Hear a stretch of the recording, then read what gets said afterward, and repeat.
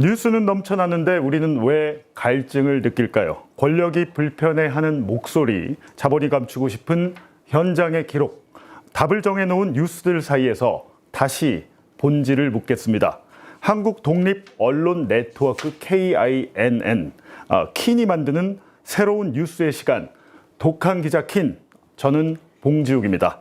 오늘 첫 방송 시간인데요. 먼저 한국 독립 언론 네트워크 킨이 뭔지, 대체 독한 기자란 게 뭔지, 독한 기자 킨의 프로그램 의무부터 여러분께 설명을 드리겠습니다. 그래서 한국 독립 언론 네트워크 킨을 만들고 현재 협업을 하고 있는 두 분을 모셨습니다. 김용진 전 뉴스타파 대표 그리고 한상진 기자 나왔습니다. 네, 안녕하세요. 안녕하세요. 네, 오랜만에 뵙습니다. 스튜디오에서. 예, 스튜디오는 오랜만이죠. 네, 반가.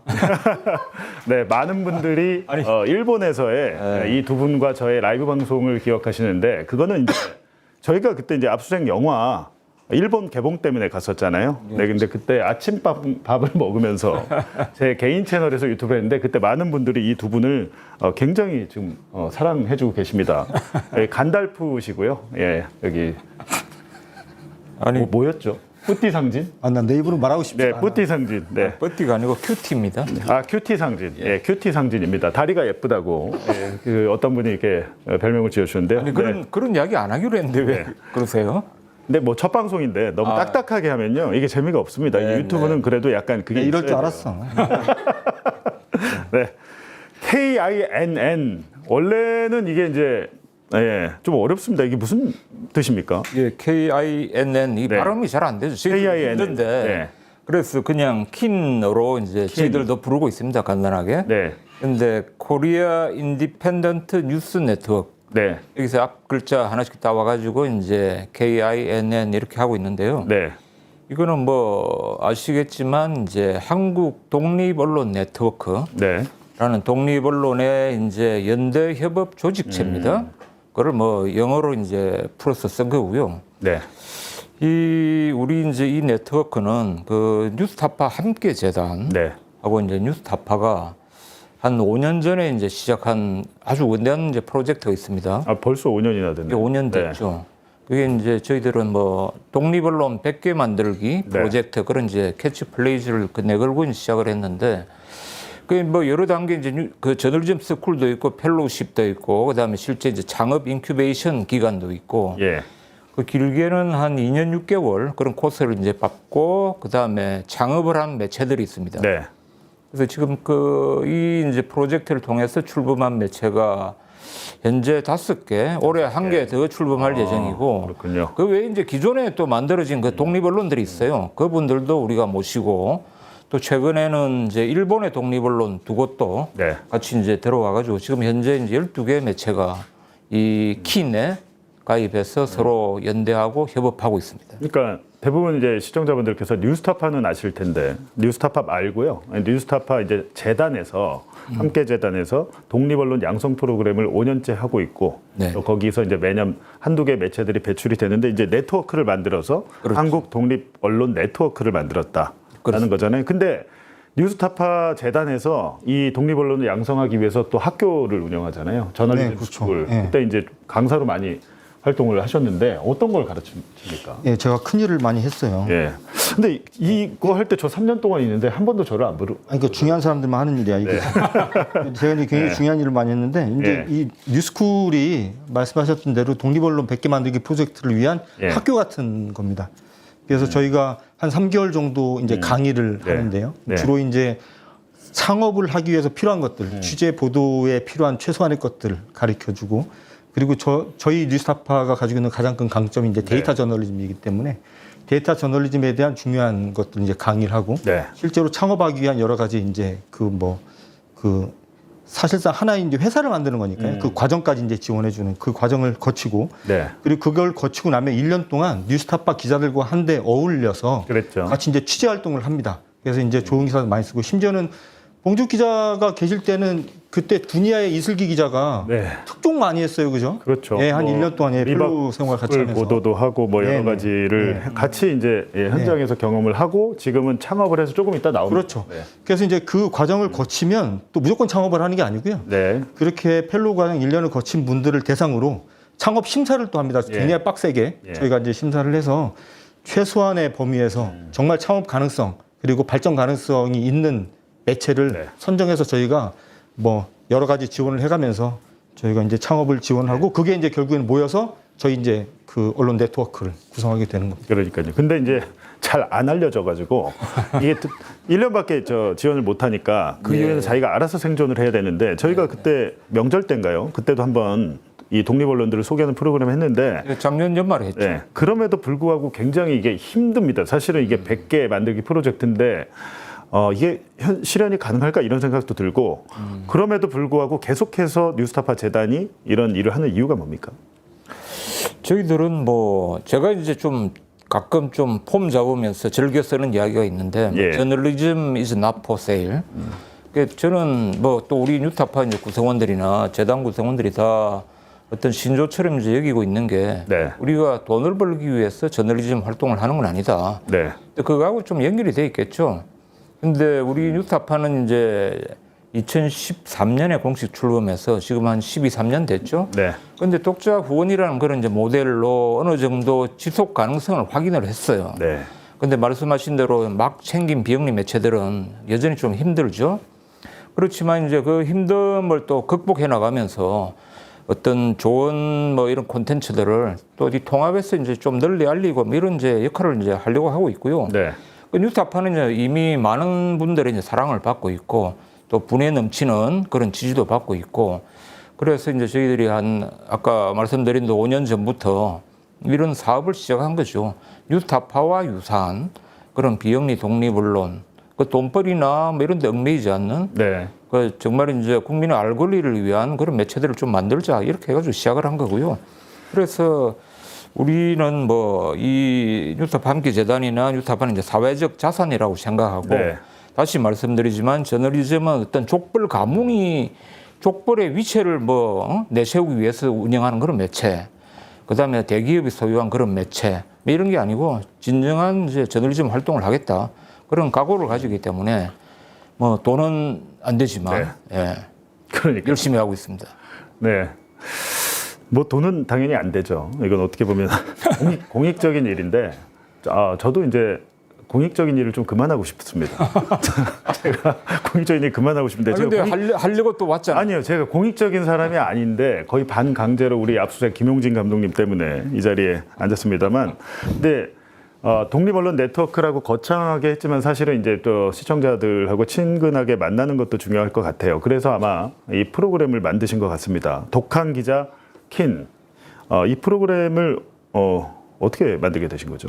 독한 기자 킨이라는 장면은 지금 우리 뭐 화면에는 안 보이지만 우리 같이 이제 일하는 그 이대원 PD라고 있습니다. 지금 진행 열심히 하고 있는데 우리가 뭐 한 며칠 전에 이제 여러 가지 장면을 하다가 그 이대원 PD가 이제 아이디어를 낸 거예요.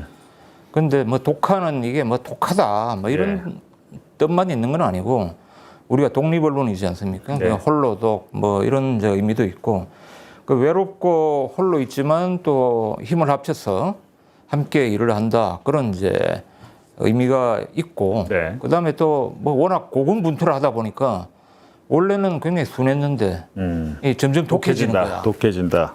그런 이제 의미도 있고 그럼 뭐 좀 중의적 의미가 있는 거예요. 그냥 막 갖다 붙이는 느낌도 좀 있지 않습니다. 내가 좀 연습을 좀 했는데 설득력이 있지 않아요? 이게 항상 프로그램 이름이 중요한데 이제 그래도 이제 표방이 저널리즘 프로그램이 지상파 중편 저널리즘 프로그램이 아예 없어요 지금. 예전에 뭐 저널리즘 제이도 있고 그게 마지막에 뭐 했는데 대부분의 이제 그러니까 저널리즘 프로그램은 자사 프로그램 비평도 하지만 그러니까 다른 방송국의 그것도 기사도 비평을 해야 되니까 부담스럽잖아요. 이제 다 없어졌는데 사실상 지금 여기 지금 독한 언론 독한 기자 킨이 생겼는데 코너가 있잖아요. 이 두 분이 이제 고정적으로 계속 나오시면서 이제 코너가 있는데 일종의 좀 저널리즘 코너인 것 같습니다. 비평 코너. 미디어 비평을 목표로 하는 거죠. 이름이 보니까 치킨쇼예요. 치킨쇼. 대부분 이제 매불쇼 이후에 제 채널 매봉쇼도 그렇고 쇼가 많이 붙습니다. 그래갖고 코너 이름이 치킨쇼인데 이게 무슨 뜻입니까? 뭐 이게 처음에 이제 제목을 정할 때는 그냥 뭐 치고받고 한번 우리가 가감 없이 비평할 것들에 대해서 한번 눈치 보지 말고 한번 치고 갖고 한번 싸워보자. 네. 치고 갖고 한번 얘기해보자. 뭐 이런 의미인데 사실은 이게 생각을 해보면 이 미디어가 미디어를 비평하는 것만큼 어려운 일이 없잖아요. 그렇죠. 여기 계시는 뭐 저까지 3명이 다 레거시 미디어 출신들인데 네.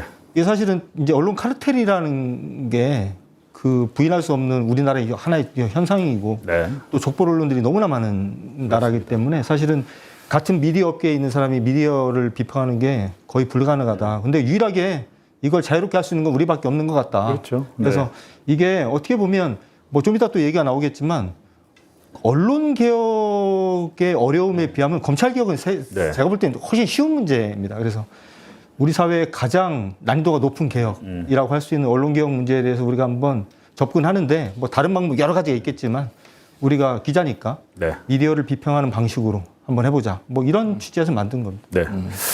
네, 굉장히 어창한데요. 네, 걱정이 많이 됩니다. 대충 하는 거지.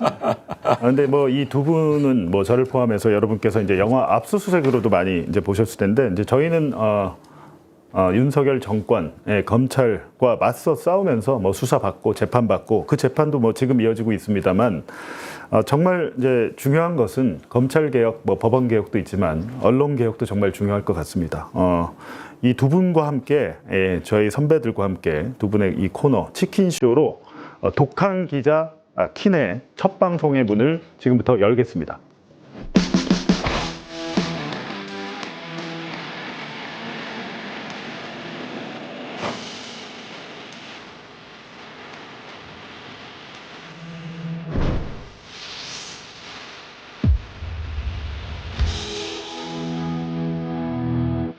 망가진 저널리즘을 되살립니다. 치열하게 묻고 치밀하게 파고들겠습니다. 기자들이 치고받는 정면 충돌 치킨쇼. 본격적으로 김용진 전 대표, 한상진 기자와 함께 출발하겠습니다.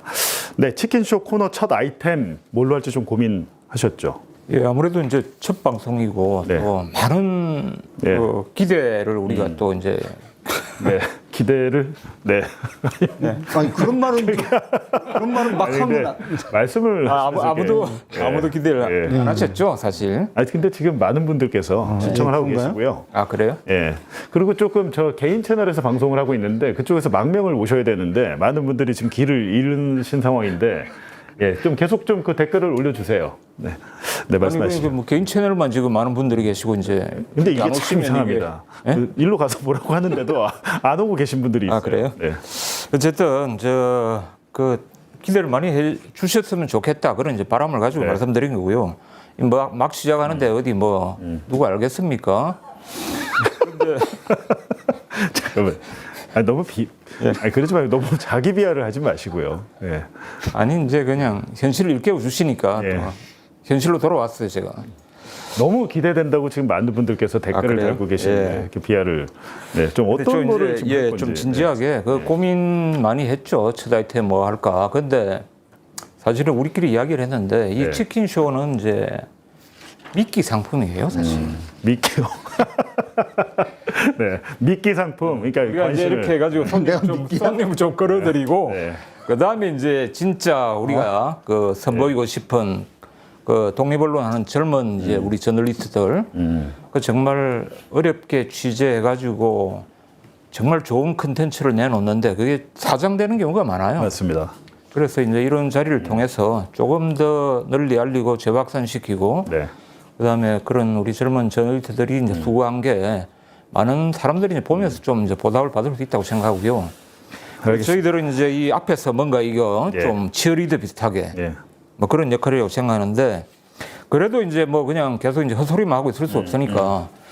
근데 저희들이 이겁니다. 그 내란 이후에 네. 한국 사회에서 가장 큰 과제가 뭔가 이런 고민들을 많이 해왔지 않습니까? 그렇죠. 뭐 대표적으로는 이제 일단은 내란 청산을 해야 되지만 그 과정에서 이제 드러나는 문제들이 야, 이 검찰 개혁 빨리 해야 되겠다. 그렇죠. 사법부가 보니까 이건 뭐 더 엉망일 수도 있겠네. 그 다음에 이제 역시 언론 개혁입니다. 그런데 이제 뭐 이게 검찰 그 다음에 뭐 사법부 이걸 더 합친 것보다 훨씬 더 문제가 사실은 언론 개혁이에요. 왜 그렇죠? 그 사실은 이제 시민들은 네. 일단은 검찰이고 그 다음이 법원인데 네.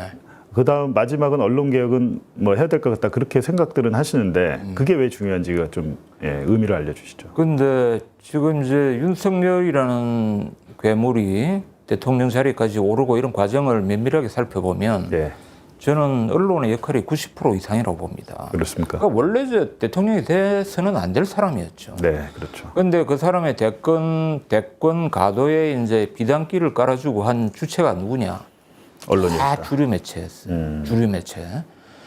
이게 뭐 대권을 꿈꾸고 그다음에 그런 거부터 어디 뭐 순댓국집에 가가지고 서민적인 풍모 이런 것들을 끊임없이 이제 재생산했잖아요. 그래 놓고 또 이제 뭐 대통령이 되고 나니까 여러 문제를 일으켰음에도 불구하고 거기 최고 이제 권력자에게 어떤 경고의 메시지나 비판이나 감시 견제를 하지 않고 그대로 놔두었습니다. 그 결국은 이제 거의 뭐 나라가 이제 망가지는 그런 상황이 일어났는데 네, 그래서 이런 이제 언론을 제대로 이제 정상화시키지 않으면 이게 뭐 지금 이제 일시적으로 내란 청산을 했다 하더라도 또 그 뒤에 어떻게 될지 모른다 이런 절박함이 우리한테 있는 거죠. 근데 아직까지는 이게 확 와닿진 않은데요. 언론개혁 얘기는 사실 한 20, 30년은 된 것 같아요. 네. 근데 말은 언론개혁 하면서 우리가 이제 20, 30년 동안 이거를 검찰개혁만큼이나 못하고 네. 있잖아요. 왜 그런다고 보세요? 아니, 그러니까 이제 뭐 좀 말씀해 주셨는데 좀 복잡하게 얘기할 거 없고 보통 우리 이런 말 많이 하잖아요. 검찰이 수사를 안 해주면 사건이 안 되는 거잖아요. 예. 그죠? 언론이 아무리 보도를 해도. 근데 검찰이 아무리 많은 사건을 수사를 하고 법원이 아무리 많은 사건을 판결을 해도 네. 언론이 이걸 또 다뤄주지 않으면 또 그렇죠. 의제가 또 되질 않아요. 모르죠. 그러면. 자, 그러면 지금까지는 레거치 미디어들이 이제 주로 그런 역할을 많이 했는데 선택을 하잖아요. 네. 어떤 사건을 사건으로 만들어 줄 것인지에 대해 선택을 하잖아요. 그럴 때 이제 언론들이 해왔었던 일들이 언론의 카르텔, 그리고 언론과 검찰의 카르텔, 언론과 정치 권력의 카르텔 이런 것들이 작동을 한단 말이에요. 그래서 네. 극명하게 그걸 보여줬었던 사건이 윤석열이 대통령이 됐었던 지난 20대 대선이었다고 저는 생각을 합니다. 네. 지금 와서 생각을 해보면 윤석열 그리고 윤석열 일가와 관련돼서 나왔었던 각종 의혹들을 지금 쭉 일렬로 세워놓고 생각을 해보면 네. 단 하나도 그냥 넘어갈 만한 문제가 아니었는데 다 넘어갔어요. 그러면서 좀 이따가 이제 다루겠지만 반대편에 있었던 이재명 후보와 관련됐었던 얘기는 진짜 바늘 끝 하나까지 쫓아다니면서 네, 언론이 맞습니다. 뭔가 진짜 작정을 하고 덤벼들지 않으면 이렇게 할 수가 없었다라는 생각이 들 정도로 했었는데 지금 와서 보니까 이제 그런 것들이 보이는데 그러면 지금 이 순간에 우리 언론계에서 언론 생태계에서 하고 있는 일들은 과연 나중에 또 어떤 평가를 받을 것인지 이걸 또 생각을 해보면 우리가 지금 벌어지는 일에 대해서도 누군가는 와치를 해야 된다라는 생각을 계속 하게 되고요. 결국에는 우리 사회를 죽이고 살리는 일을 했었던 건 잠깐은 검찰이고 경찰일 수 있었고 네. 잠깐은 정치 권력일 수 있었지만 유구무원하게 그 일정한 역할을 계속 해왔었던 거의 유일한 존재는 저는 언론이었다. 저는 그렇게 봐요. 아니 진짜 그런 게요. 네. 대통령도 바뀌고 검찰총장도 바뀌지만 언론은 안 바뀌어요. 족벌 언론의 사주는 안 바뀝니다. 그럼요. 예, 족벌 언론의 사주는 지금 조선일보가 몇 년도에 만들어졌죠? 뭐 그 이제 일제 시대 때 아닙니까? 23년? 예. 그 이제 그 3.1 만세운동 이후에 그럼 일제 식민지가 뭔가 유화 정책을 예. 쓰기 위해서 이제 한글 지문을 이제 허용을 해준 거죠. 그때 이제 생긴 건데 훨씬 100년이 훨씬 더 지났지 않습니까? 조선일보나 뭐 동아일보나 다 지금 4대째 뭐 이런 식으로 다 재섭을 하고 있어요. 그렇죠. 그 다 이제 같은 가문이 예. 하고 있는 거죠. 그런 면에서 진짜 그 족벌 언론의 권력은 영원한 것 같습니다. 지금 또 계속 최근에 이제 뉴스타파에서도 뭐 방상훈 회장의 둘째 아들 기사들을 썼는데 예, 주류 언론에서 방정호죠? 방정호, 뭐 배임 혐의 뭐 이런 것들을 썼는데 주류 언론에서 전혀 다르죠. 아, 이거 다르지 않죠. 예, 다를 수가 없습니다. 그리고 또 네. 대통령보다 더 금기 성역이 사실 그럼요. 족벌러론 가문 뭐 이런 데입니다. 언론 사주. 네. 그 족벌이란 영화도 만드셨잖아요. 머리 아파. 아니 되게 아니 심각한 영화를 만들었는데 왜 웃으세요? 아니 얘기 안 하기로 예. 했잖아요. 족벌이란 만들었죠. 영화 아니, 이거는 대작 뭐안 하기로 한 그런 건 아니에요. 아니 족벌이란 영화 대작을 만드셨는데 그게 관객이 별로 이렇게 안 들어서 1,700명 정도? 코로나 때 코로나 때. 여러분 족벌이란 영화가 있는데 왜 언론 개혁이 필요한지를 말해주는 영화니까 나중에 나중에 아니었으면 어떻게 할 뻔했어요. 아니 근데 1,700명 정도 됐는데 그때 이게 개봉관을 확보를 못했어요. 그러니까 우리 압수수색은 뭐 검찰을 비판하는 그런 내용도 많이 들어 있잖아요. 예. 뭐 윤석열을 비판하는 내용도 그런 것들은 뭐 멀티플렉스 이런 3사가 다 허용을 해줘요. 네.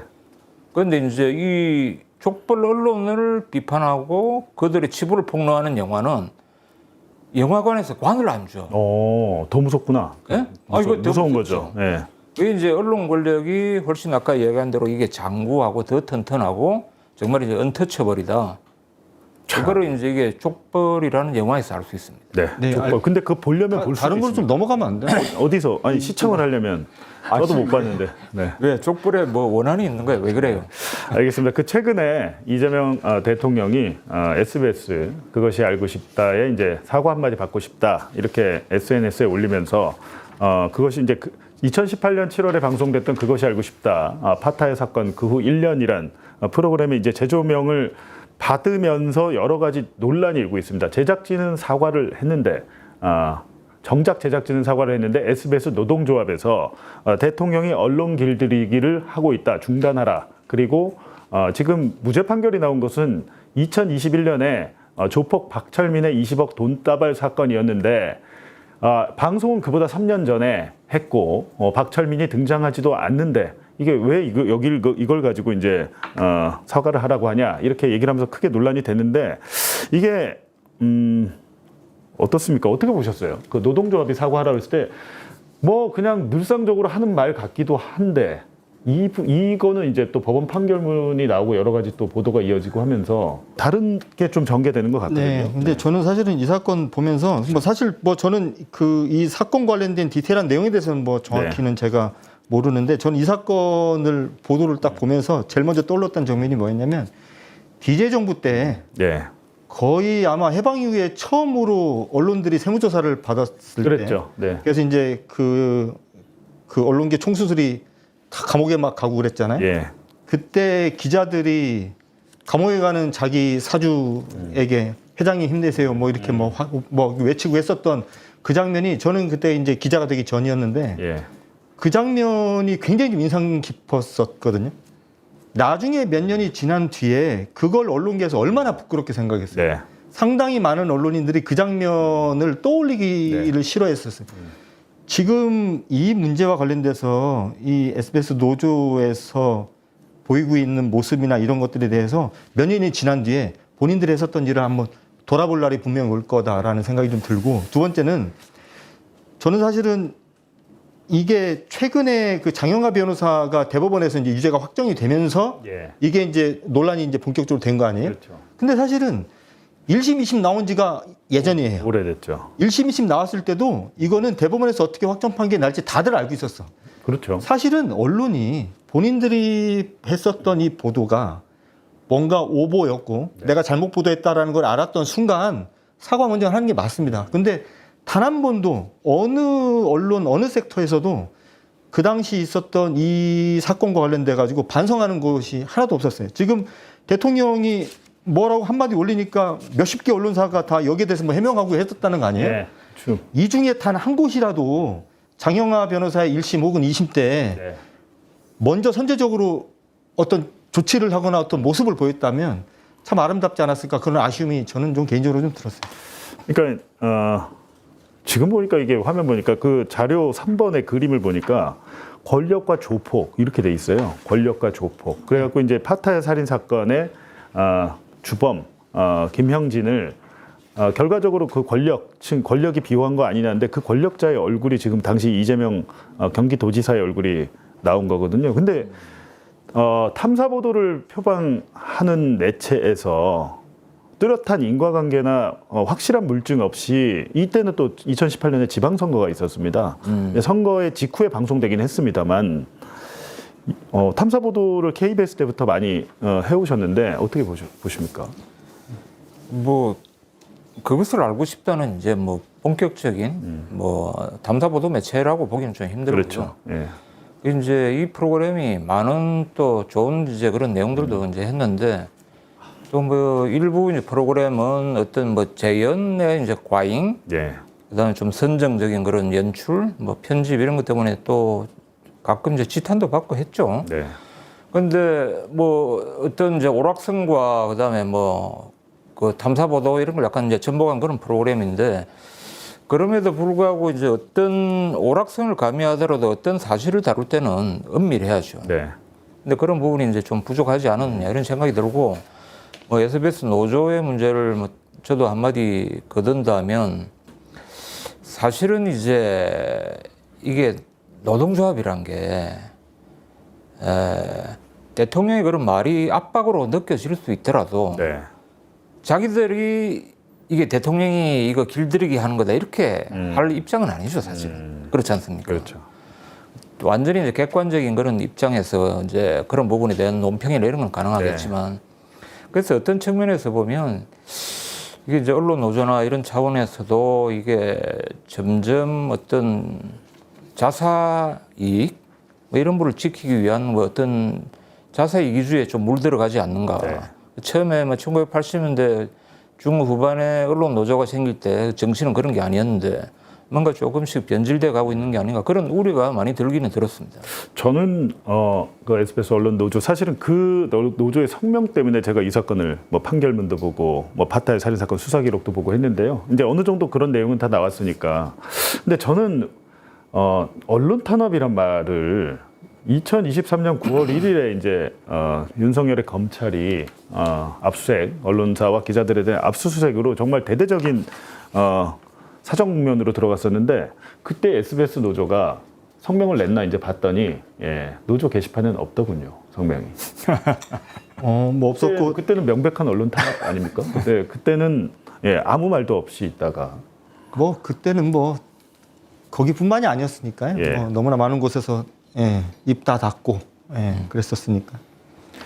그러니까요. 지금 정작 언론 탄압을 때 성명을 내고 강하게 반발했어야 할 때는 아무 일도 안 하다가 근데 대통령이 뭐 굳이 이걸 SNS에 올려서 뭐 타겟팅을 했다. 특정 제작진을 타겟팅을 하고 뭐 좌표를 찍었다. 길들이기다. 이렇게 얘기를 하는데요. 일각에서는 그냥 그 정도는 할 수 있는 말 아니냐 이렇게도 얘기하거든요. 네. 사측에서는 사과를 했으니까 네. 노측에서는 의뢰 권력에 좀 맞서는 모양새로 양비론적인 그런 스탠스를 취한 거다 이렇게도 얘기합니다.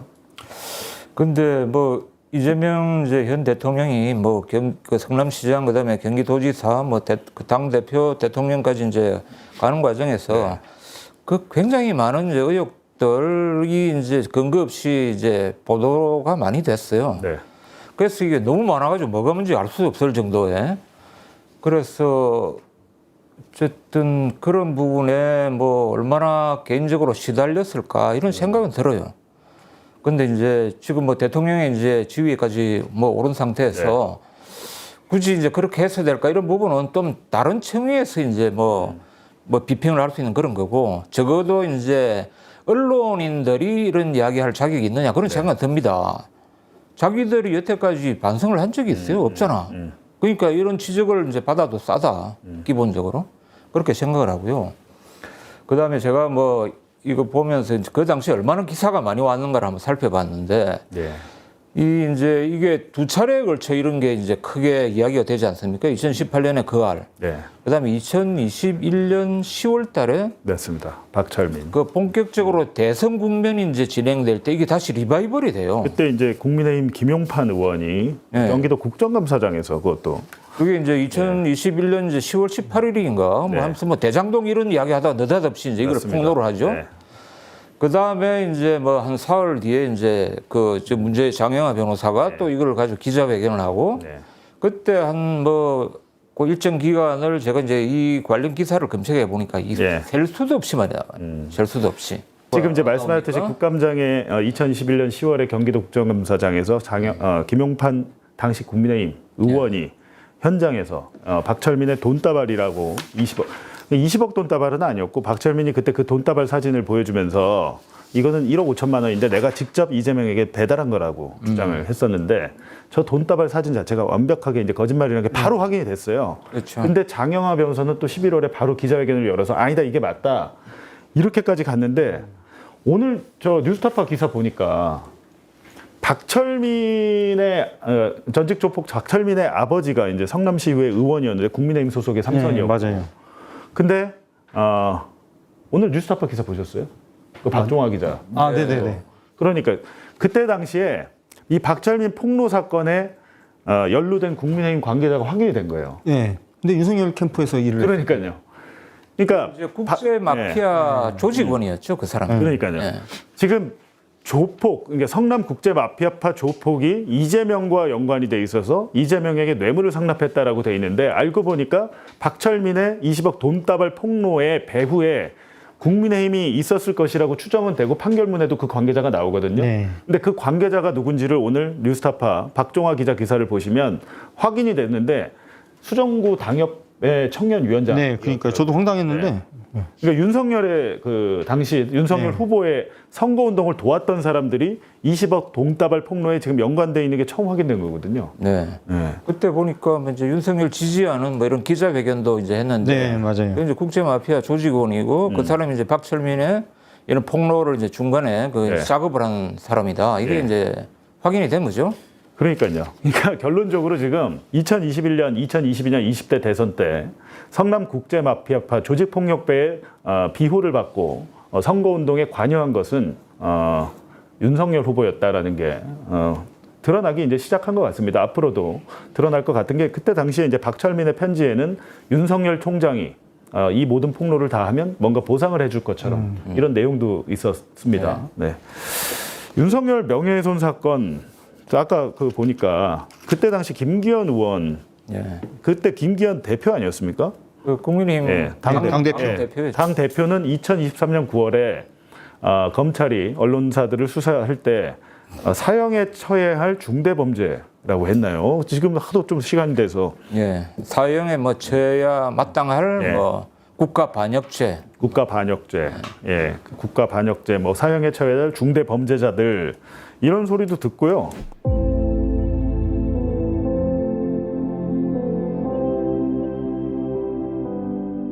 윤석열 대통령이 검사 재직 시절 대장동 수사를 무마한 의혹이 있다고 허위 보도한 JTBC가 어제 공식 사과했습니다.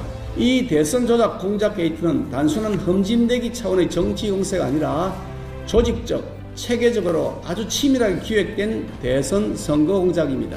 이 사건은 정, 경, 검, 은 사자 유착에 의한 국민 주권 찬탈 시도이자 민주공화국을 파괴하는 쿠데타 기도로서 사형에 처해야 할 만큼의 국가 반역죄입니다. 국가 반역죄다 이렇게 얘기했는데 지금 이 얘기는 아니 나는 몰랐는데 지금 보신 저 영상을 김기현 의원이 자기 김기현 TV인가? 거기에다가 쇼츠로 만들어가지고 지금도 올려놓고 있대요. 그래서 이제 작가님이 이걸 찾았다는 거야. 그래서 우리가 굳이 뭐 영상을 구해서 어떻게 뭐 디자인을 하고 할 필요가 없이 올려져 있는 거 그대로 트신 거라서. 근데 지금 저 올려놨다는데 그 사람 어떻게 하려고 저런지 김기현 TV라고 있어요? 네. 예, 김기현 TV인가? 정치인들이야 뭐 그대로 올려놨다고. 네, 저거. 제가 사실은 오늘 오후에 국회 과방위에서 방송미디어통신심의위원회 위원장 인사청문회가 있었고 제가 오늘 이제 민주당 측에서 요청을 해서 참고인으로 출석을 하려고 했습니다. 근데 국민의힘 측에서 강력하게 반대를 해서 제가 못 나갔는데 제가 그 2024년 국감장에서 뭐 거기 최영두 국민의힘 간사랄지 신성범 의원, 김장겸 의원 모두 기자 출신들 국회 과방위는 절반 이상이 다 기자 출신들인데요. 그때 당시 제가 국감에 나갔을 때 최영두 간사가 저한테 그런 얘기를 했었거든요.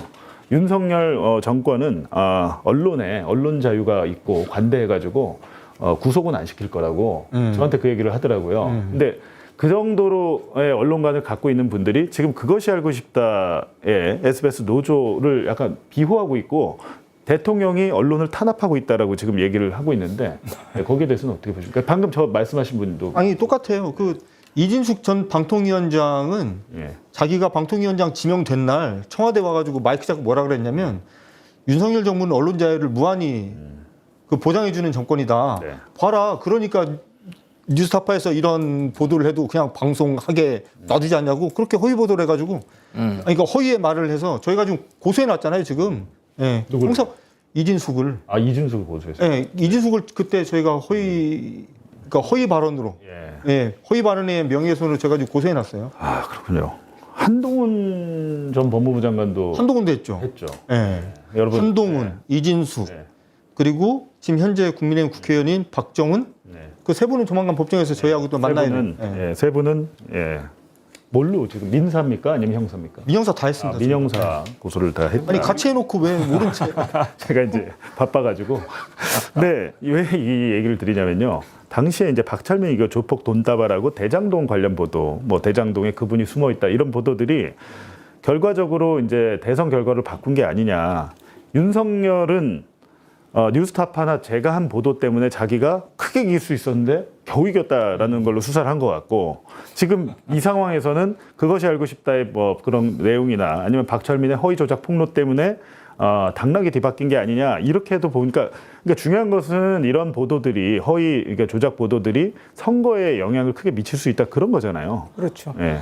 근데 이걸 뭐 우리가 아주 그 시점부터 트래킹을 면밀히 한 게 아니기 때문에 네. 이제 그런 뭐 추정은 가능한데, 뭐 어쨌든 그 당시 이제 많은 뭐 영향을 미쳤다는 거는 이제 분명할 것 같고요. 예, 맞습니다. 그 다음에 뭐 제가 이제 이 자료를 찾아보다 좀 재밌는 게 있는데, 그 김용판이 이제 2021년 10월 18일 날 예. 국감에서 그걸 이제 네. 폭로를 하잖아요. 네. 소위 폭로를 하는데, 윤석열 후보가 그 당시에 이제 국민의힘 그 당내 경선 후보였어요. 네. 확정은 안 됐고 시점이 그죠? 근데 이제 그날 그 다음 날, 그러니까 10월 19일 날 자기 페이스북에 이제 이런 글을 올렸더라고. 보니까 이재명이 집권하면 이제 무슨 일이 벌어지겠는가? 응? 대통령백, 청와대백 믿고 설치는 조직폭력배 세상이 오지 않겠는가? 그 윤석열이 올렸던 윤석열이 자기가 페이스북에 올린 윤석열이 거예요. 본인의 페이스북에 그 이제 대통령이 자기가 이제 윤석열이가 이제 대통령이 된다면 어쨌든 선거 과정에서도 이재명 후보 주변에 어른거리는 조폭의 그림자를 확실히 걷어내겠다. 네. 자기가 대통령이 되면 조폭들을 전국 곳곳에서 쓸어내겠다. 이런 이야기를 막 해가지고 이제 자기 선거 이제 홍보에 사용을 한 거죠. 그러니까요. 네. 그러니까 결국에는 지금 검찰 개혁 또 쉽지 않잖아요. 계속해서 검찰 개혁을 두고도 갈등이 많은데 결국에는 마지막 단계에서는 반드시 언론 개혁이 돼야 된다. 뭐 이렇게 말씀하시는 분들이 많이 있습니다. 지금 일단은 검찰 개혁 문제도, 검찰 개혁도 뭐 당연히 정권 바뀌면 바로 될 줄 알았는데 굉장히 갈등이 많습니다. 네, 쉽지 않죠. 그리고 특히 이제 최근에 박상용 검사, 대북 송금 사건 주인 검사였던 박상용 검사, 이분은 지금 현직 검사인데 오늘도 막 여기저기 막 출연을 해서 이런 일은 전 처음 봤습니다. 예전에 그 이문정 검사 방송 한번 나갔다고 난리 나지 않습니까? 난리 났었죠. 그때 이문정 검사가 뭐 페북에 글 쓰는 거, 방송 나간 거 이런 거 가지고 검찰 그 내부망, 이프로스 난리 났죠. 네. 근데 지금 박상용 검사, 사실은 제가 최근에 이제 박상용 녹취록 관련된 파문이 일기 전부터 박상용 검사가 언젠가부터 페북에다 글을 막 쓰기 시작했잖아요. 그래서 이 사람 뭐 하는 사람이지? 그래서 제가 그걸 계속 보고 있었는데, 제가 이제 아는 분들한테 연락해서 물어보니까 이프로스에 박상용 욕하는 검사가 아무도 없다는 거예요. 진짜요? 네, 그래서 내가 신기하다. 예전에 이문정 검사가 그 말 한마디 했다가 막 이프로스에 그 개떼처럼 달라들어서 욕하고 그랬는데 네. 아니 어떻게 이런가? 근데 결국에는 이런 녹취록 터졌는데 보니까 뭐 가관도 아니잖아요 지금. 근데 이 녹음 파일까지 터졌는데 국민의힘은 이게 조작 편집이다. 이렇게 지금 맞서고 있거든요. 근데 국민의힘이 박상용 검사를 왜 편드는 겁니까? 그러니까 그게 사실은 굉장히 좀 넌센스인데, 그러니까 두 가지가 저는 좀 웃겼어요. 첫째, 말씀하셨던 대로 지금 국민의힘이 그다지 이제 박상용 검사를 지금 감싸. 근데 자기들이 정적이었던 이재명 이제 현 대통령 네. 하고 뭐 계속 이제 정적 공방을 해왔다 치자. 근데 어쨌든 이재명 대통령을 수사했었던 박상용 검사와 관련돼서 어쨌든 비위 의혹이 제기가 됐잖아요. 그렇죠. 그럼 자기들이 박상용 검사의 편을 들면 공범이 된다는 걸 알면서도 지금 뛰어들었어. 그러면 과거에 박상용 검사가 했었던 수사가 국민의힘하고 뭔 관계가 있나? 의심이 이제 되는 측면이 있고, 두 번째는 과거에 본인들이 검사가, 그러니까 말씀하셨듯이 뭐 이문정 검사 이런 사람들이, 뭐 안미영 검사 이런 사람들, 그러니까 지금의 안미영 말고 과거에 이제 굉장히 괜찮았었던 시절 안미영 검사가 강원랜드 사건. 네, 그렇죠. 수사할 때만. 이런 분들이 검찰 개혁 문제에 대해서 굉장히 목소리를 높였을 때 그 사람들이 왜 현직 검사가 왜 뭐 언론 플레이를 하냐 이런 거 가지고 국민의힘이 난리를 쳤었다고. 예. 근데 지금 박상용 검사가 저렇게 하고 있는데 잘한다 그러고 있어요. 저는 일단 그게 굉장히 좀 이해가 안 되는 측면이 좀 있었어요. 그러니까 관련해서 녹음 파일이 많이 나와 있는데 이거 다 들을 필요는 없을 것 같고요. 지금 내일 또 이제 추가로 공개가 될 예정인데요. 여기저기서 나올 텐데 미리 제가 좀 말씀을 드리면 내일 추가로 공개될 녹음 파일에 이제 박상용의 녹음 파일은 지금은 여태까지는 이제 뭐 부장님 좀 도와주세요. 2023년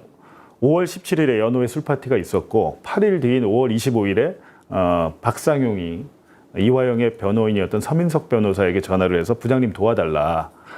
이재명을 잡는 걸 도와달라 이런 취지로 계속 얘기를 했잖아요. 근데 이 같은 날 통화의 말미에 이게 20분 통화라고 하더라고요. 지금 전체적으로 공개된 게 한 7분밖에 안 되거든요. 13분이 남아 있는데 제가 볼 때 그 말미에 보니까 이해찬 전 총리를 언급을 해요. 박상용 이해찬 전 총리를 언급하면서 누가 박상용? 예, 이해찬을 수사하겠다라고 수사하겠다. 근데 니네가 이재명을 주범으로 만드는데 협조해주면 그걸 멈출 수 있다. 그러니까 본인의 약속이란 단어를 하잖아요. 제가 약속한 건 거의 다 들어드릴 수 있고 이렇게 하는데 그 약속 중에 하나로 이해찬을 잡으면 이재명까지 엮이게 돼 있다라고 얘기를 본인의 육성으로 합니다. 근데 지금 박상용 검사는 서민석, 그러니까 이화영 측에서 오히려 나한테 회유 제안을 했는데 내가 거절했다라고 얘기하는데 이게 지금 말이 되는 얘기입니까?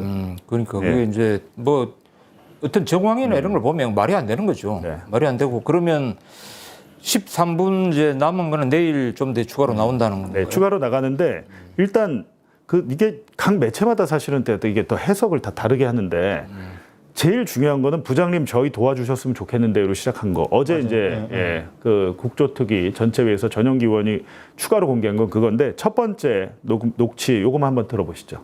그래서 부장님 예. 저희는 그래서- 좀 도와주시면 자. 좋겠는데요. 뭐 그것도 저희가 어떻게든 뭐 한번 시간을 좀 주시면 주십시오. 하든지. 예. 아니 뭐 주신 분만 왜냐하면은 저도 이게 지금 힘드신 거 저도 알아요. 예, 아니 저희도 그러니까 결정을 어떻게 왜냐하면은 이제 이거는 솔직히 법조인끼리 하는 말인데 예. 완전히 제가 만약에 이걸 인정하는 순간 네. 완전 호구짓한 거네요 내가. 아니 그건 그거 아니시죠. 뭐, 아니 뭐 우리는 해달라고 하는 면에서 최대한 뭐 최고의 변호사를 선임한 거죠. 그래서 제가 검사님 말씀을 그대로 전달을 하고 아닙니다. 제가 지금 해주십사 하는 거는 왜요? 진짜 그럼 어려운 변명하시게 부분인데 내일 할게요. 기다리세요. 저기 그 이부지사를 한 번만 봐주시면 안 되겠습니까?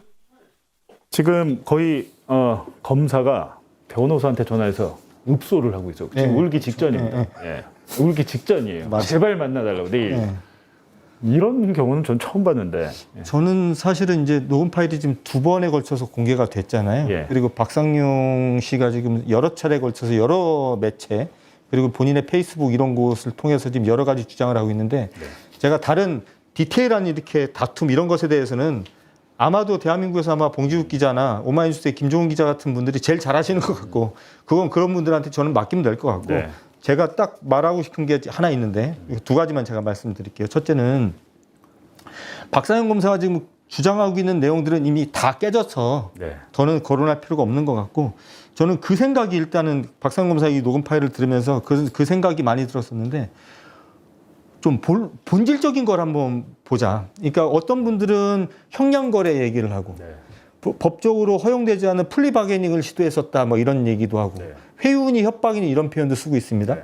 근데 이런 것들은 어쨌든 이 녹음 파일 안에 다 녹아져 있어요. 그래서 여기에서 제가 볼 땐 다툼의 여지가 없고 박상용 검사는 이제 짐 쌀 일밖에 없는 것 같고요. 네.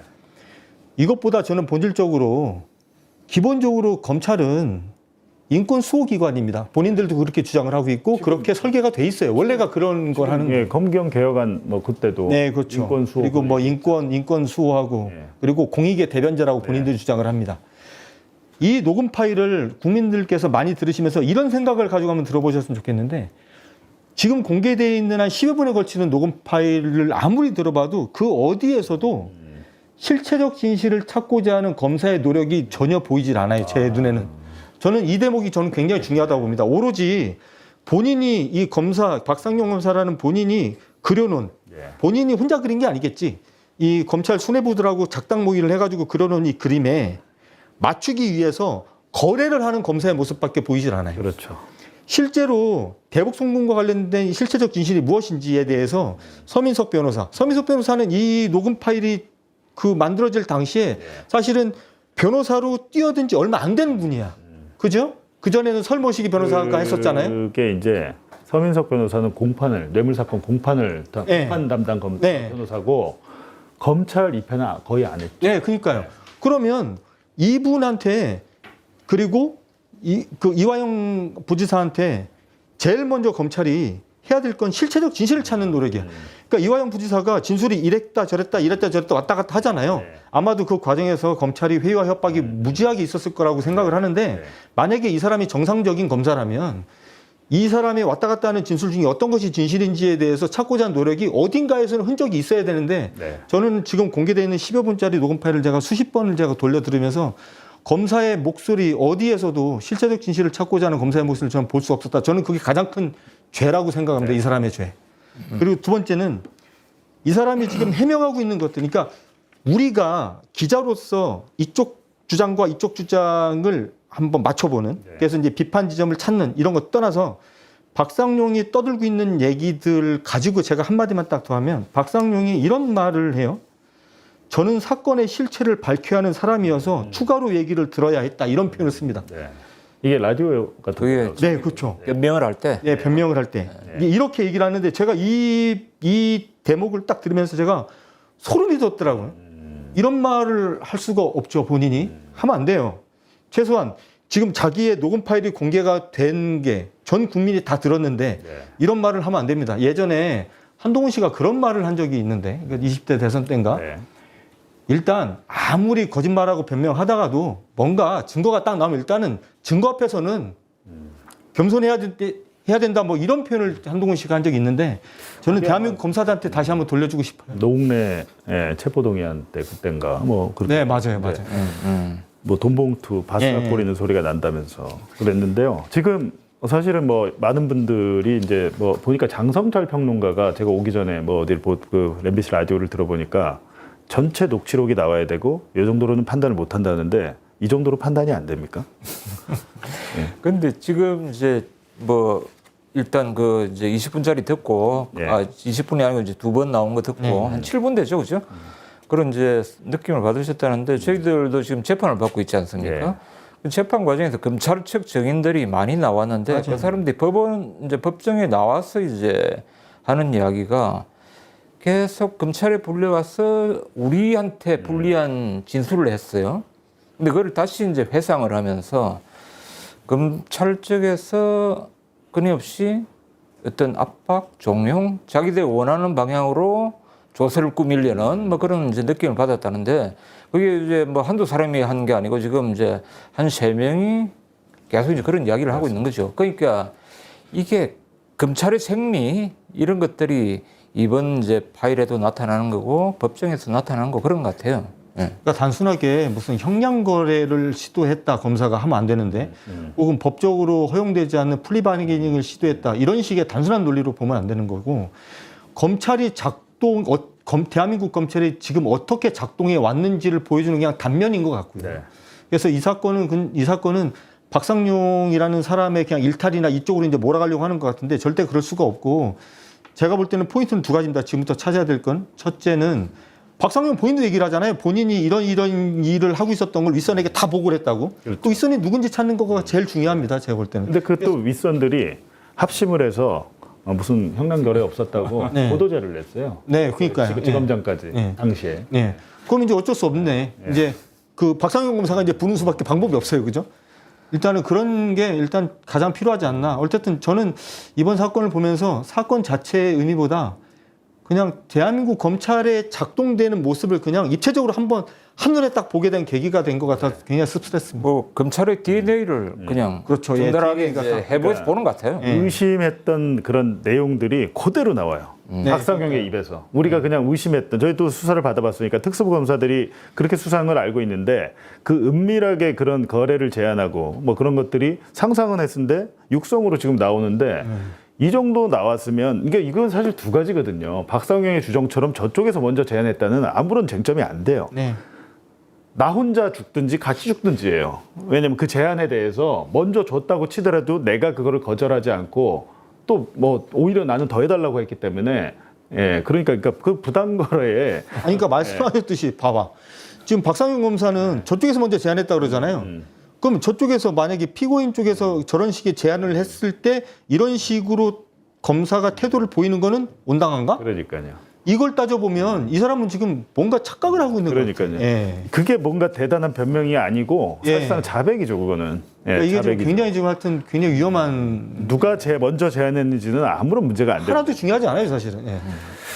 알겠습니다. 오늘 시간이요. 예, 이렇게 우리 대표님, 이럴 줄 우리 알았어. 감독님 이렇게 방송하면 큰일 납니다. 아, 그래요? 예, 하다 보니까 1시간 다 됐어요. 말하다 보니까 재밌어가지고요, 오랜만에. 다음 주에는 저희 치킨쇼가 조금 더 농밀하게 준비를 예. 제대로 해서 자료 화면, 영상 뭐 이런 것들도 하면 좋겠습니다. 뭐 저희 얼굴 많이 이렇게 나오는 게 좋지는 않습니다. 예. 아니, 그 또 우리가 치고받고 해야 되는데. 예, 너무 알겠습니다. 사이좋게 한 것 같아, 오늘. 네, 그러면 다음 주에도 두 분 치킨쇼에서 뵙겠습니다. 고맙습니다. 예. 감사합니다. 고맙습니다. 네.